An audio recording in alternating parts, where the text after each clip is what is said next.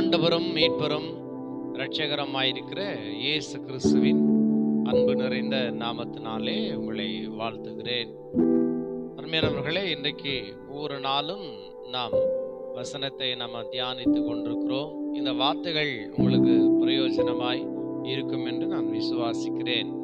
கர்த்தருடைய வேதத்தை நேசிக்கிறவர்களுக்கு மிகுந்த சமாதானம் உண்டு, அவர்களுக்கு இடரலே இல்லை என்று வேதம் சொல்லுகிறது.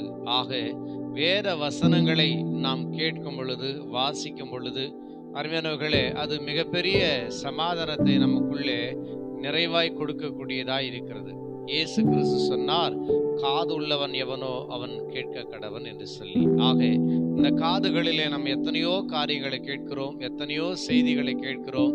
அருமையானவர்களே, அவைகளின் மத்தியிலே இந்த வேத வசனத்தை கேட்கிற நம்முடைய காதுகள் பாக்கியம் உள்ளது. இந்த வேத வசனத்தை கேட்க இல்லையா நம்முடைய செவிகள் சாயுமே ஆனால், திறக்கப்படுமே ஆனால் அது பாக்கியம் உள்ளதாய் இருக்கும் என்று சொல்லி நான் நம்புகிறேன். பிரியமானவர்களே, இன்றைக்கும் கொலோசியர் 2ஆம் அதிகாரத்திலே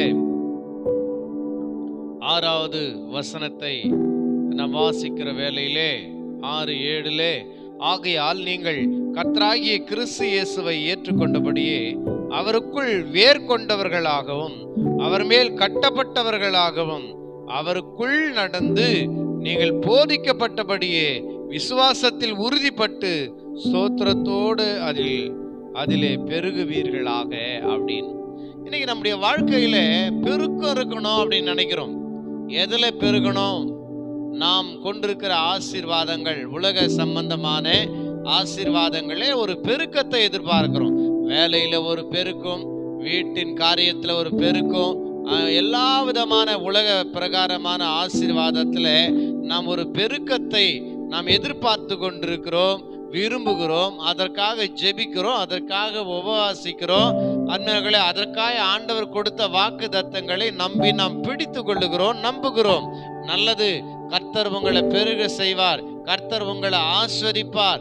அருமையானவர்களே, அதை கடந்து, அதை தாண்டி இன்னைக்கு நாம் எந்த காரியங்களிலே பெருக வேண்டும் என்று வேதம் நமக்கு தெளிவாய் சொல்லுகிறது என்பதை நாம் நிதானிக்க வேண்டும்.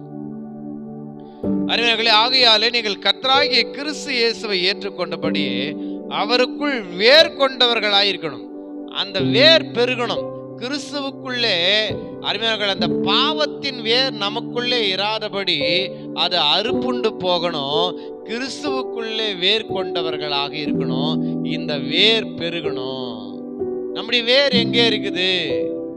அருமையானவர்களே, ஒரு கட்டடத்திலே ஒரு வேர் இருக்குமே ஆனால் அந்த கட்டடத்தின் அடிபாகம் வரைக்கும் அந்த வேர் சென்று அந்த காங்கிரீட்டை கூட உடைத்து அது கீழே வரக்கூடிய அளவுக்கு அதுக்கு வலிமை இருக்கிறதை நாம் பார்க்கிறோம். தேவனுடைய பிள்ளைகளே, இன்றைக்கு நாம் கிறிஸ்துவுக்குள்ளே கொண்டிருக்கிற அந்த வேருடைய வலிமை எப்படி இருக்கும் என்பதை நீங்கள் யோசித்து பாருங்கள். அது எத்தனை பெரிது என்பதை நீங்கள் சிந்தித்து பாருங்கள்.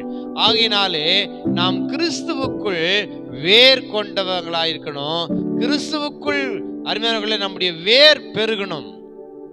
இஸ்ரவேல் வம்சத்தார் கீழே வேர் விட்டு மேலே கனி கொடுத்தார்கள் என்று நாம் பார்க்கிறோம். வேத வசனத்தில் அவர்கள் கீழே வேர் கொண்டு மேலே கனி கொடுத்தார்கள் என்று சொல்லி. தேவனுடைய பிள்ளைகளே, அந்த வேர் எங்கே என்று சொன்னா அது கிறிஸ்துவுக்குள்ளான வேர்.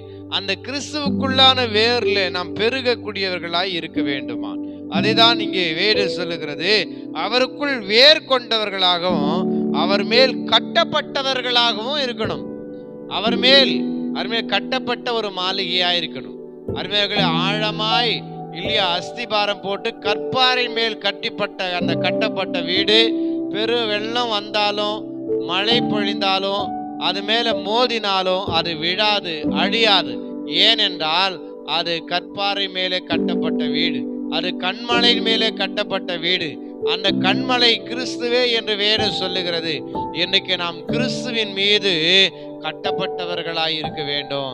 அருமையானவர்களே, அவர் மூளைக்கல்லாயிருக்கிறார். ஆகாது என்று தள்ளின கல்லே தலைக்கு மூளை கல்லாயிற்று, அது கர்த்தராலே ஆயிற்று. அந்த கல் கிறிஸ்துவே.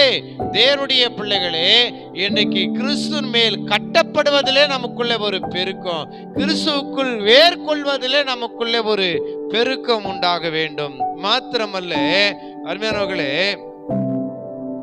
அவருக்குள் நடந்து கொண்டு என்று சொல்ல, அவருக்குள் நடப்பதிலே நாம் பெருகணும். அவருடைய வசனத்தின்படி நடப்பதிலே, அவருடைய வார்த்தையின்படி நடப்பதிலே, அருமையானவர்களே, அவருடைய சித்தத்தின்படி நடப்பதிலே நாம் பெருகணும். ஆக இன்னைக்கு நம்முடைய பெருக்கம் எப்படி இருக்கிறது என்று நாம் யோசிக்க வேண்டும். இன்னைக்கு எத்தனையோ உலக காரியங்கள்ல நாம் சிறுக இருக்கிறோமே, அல்லது நாம் சிறுமைப்பட்டிருக்கிறோமே, வளர்ச்சி இல்லாமல் இருக்கிறோமே, தரித்திரத்தில் இருக்கிறோமே என்று நாம் புலம்பலாம், கலங்கலாம், வேதனைப்படலாம். இருக்கட்டும், இந்த உலகத்திலே தரித்திரராய் இருக்கிற நாம் விசுவாசத்தில் ஐஸ்வர்யவான்களாய் இருக்க வேண்டும் என்று வேதம் சொல்லுகிறது அல்லவா? ஆகையினாலே கிறிஸ்துவுக்குள் நாம் வேர்கொள்வதிலே பெருகணும், கிறிஸ்துவின் மேலே கட்டப்படுவதிலே பெருகணும், கிறிஸ்துவனுடைய உபதேசத்தின்படி நடப்பதிலே பெருகணும்.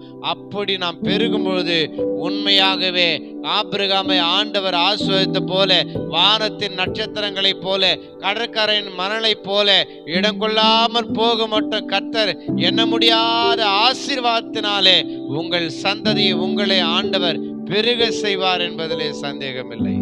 ஆக பிரியமானவர்களே, நீங்கள் போதிக்கப்பட்டபடியே விசுவாசத்தில் உறுதிப்பட்டு சோத்திரத்தோடு அதில் பெருகுவீர்களாக. சோத்திரத்தோடு அதில் நீங்க பெருகுவீர்களாக. ஆக இந்த காரியத்துல நீங்க பெருங்க, கர்த்தர் உங்களை எல்லா சூழ்நிலை பெருக செய்வார். ஆபிரகாம் விசுவாசத்திலே பெருக்கம் உள்ளவராயிருந்தார், கர்த்தர் அவரை எல்லாவற்றிலும் பெருக செய்தார். இன்றைக்கும் கூட கிறிஸ்துவுக்குள்ளே வேர்கொள்வதிலே பெருகும்படி, கிறிஸ்துவுக்குள்ளே அருமையானவர்களே கிறிஸ்து மீது கட்டப்படுவதிலே பெருகும்படி, அருமையானவர்களே கிறிஸ்துவனுடைய உபதேசத்தில் நடப்பதிலே பெருகும்படியாய் நாம் இருக்கும் பொழுது எல்லா விதத்திலே ஆண்டவர் ஒரு பெருக்கத்தை கொடுப்பார், ஆசீர்வாதத்தை கொடுப்பார்.